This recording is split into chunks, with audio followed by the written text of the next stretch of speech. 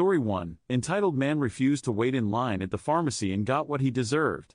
This is a story my friend told me that I thought fit in this sub nicely. A man walked into her pharmacy at 8:30, about 30 minutes before they closed for the day. There was a bit of a line inside and the drive-thru was backed up. Now, instead of getting in the back of the line like a normal person, he walked straight up to the counter and started saying that the pharmacy down the street sent him here and demanded that she fill his script before they close for the night. The pharmacist is annoyed but is polite, found his script in the computer and said if he gets in the pickup line it'll be ready by the time he gets to the front. The man insisted he doesn't need to wait in line and went to stand off to the side with his arms crossed like a jackass. It had already been a long day shift with a never-ending stream of annoying customers, so the pharmacist was fed up by this point. His script was only a package that needed a label slapped on it and to be put in a bag, so it was ready in 2 minutes, but instead of calling him over, she let it sit there. She let him stand there for about 15 minutes before she paged him over the PA and checked him out. Moral of the story, it costs nothing to be nice, but it costs about 15 minutes to be an asshole.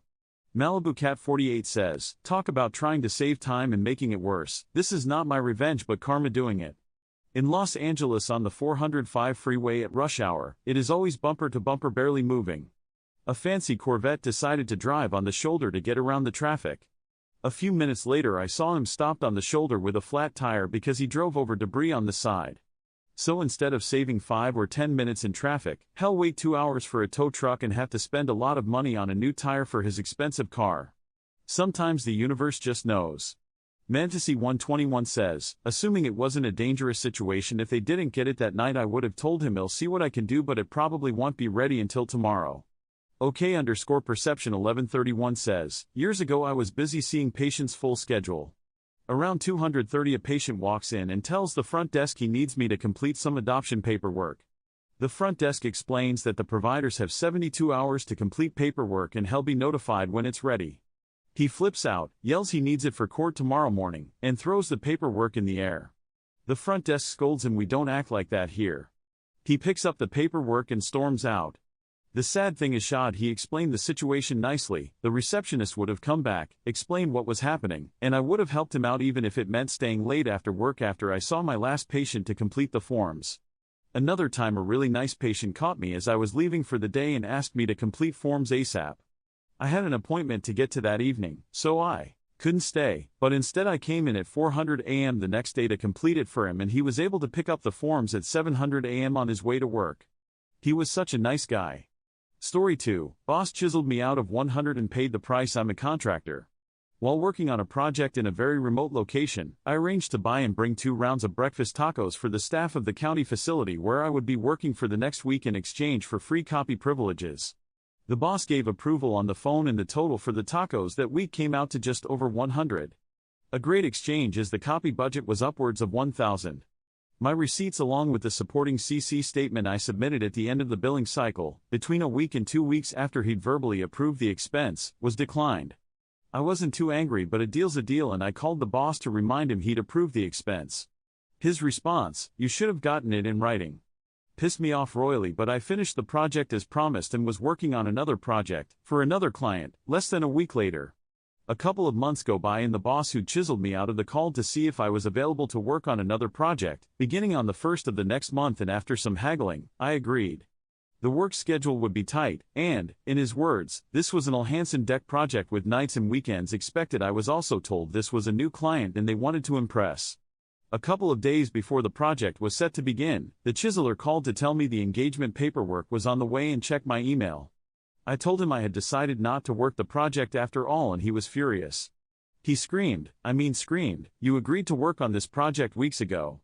I repeated his words verbatim. You should have gotten it in writing. John the Archivist says, FKN Savage. Well done.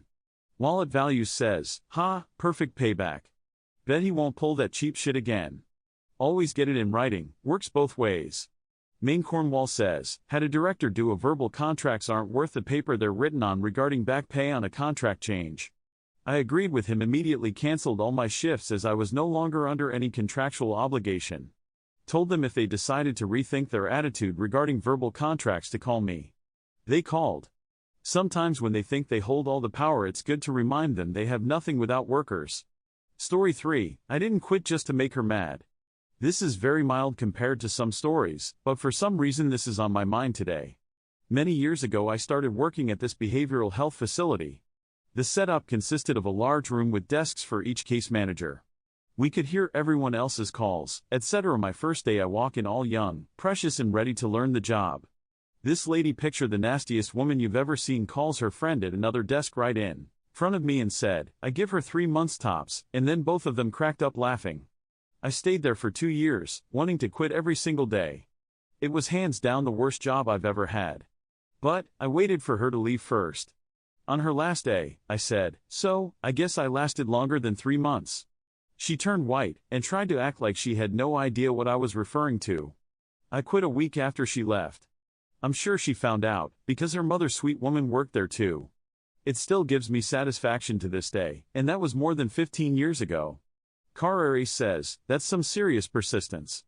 I wonder how often she played that game with her friend that she'd have such a horrified reaction. _ad_6162 says, "That's a huge commitment, glad you got that satisfaction in the end, and lucky she didn't stay any longer." _cloud 2002 says, "You should have quit before the 3 months, and said when I was hired, you made a rude comment about how I wouldn't last 3 months, and guess it looks like you were right because this place sucks. I'm not sure why you're still here, since you obviously know it's a horrible place to work, but good luck to you. Thanks for watching, I love you." Follow Reddit Echoes for more.